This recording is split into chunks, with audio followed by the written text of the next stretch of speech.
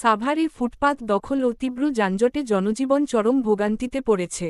Savar Bazar bus stand, radio colony, Genda, Ulail, Namabazar, Thana road, Hemayetpur, Aminbazar এবং নবীনগর চন্দ্রা মহাসড়কের বাইপাইল, পল্লী বিদ্যুৎ ও আশুলিয়া এলাকায় ফুটপাত প্রায় পুরোপুরি হকারদের দখলে।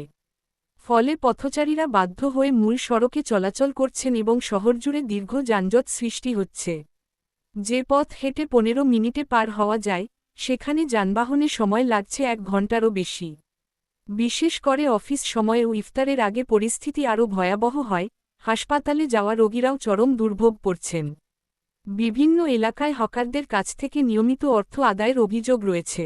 অর্থ না দিলে দোকান বসাতে বাধা দেওয়ার কথাও জানিয়েছেন কয়েকজন ব্যবসায়ী।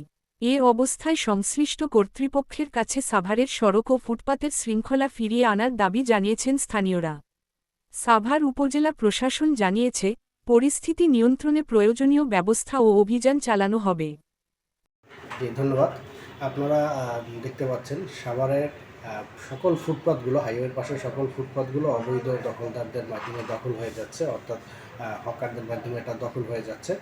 তো এটা প্রশাসন থেকে ইতিমধ্যেই একাধিকবার ব্যবস্থা নেওয়া হয়েছে, তাদেরকে সরিয়ে দেওয়া হয়েছে, তারা আবার এসে সেই জায়গা দখল করেছে, অর্থাৎ এটা একটা চলমান প্রক্রিয়ার মধ্যে রয়েছে।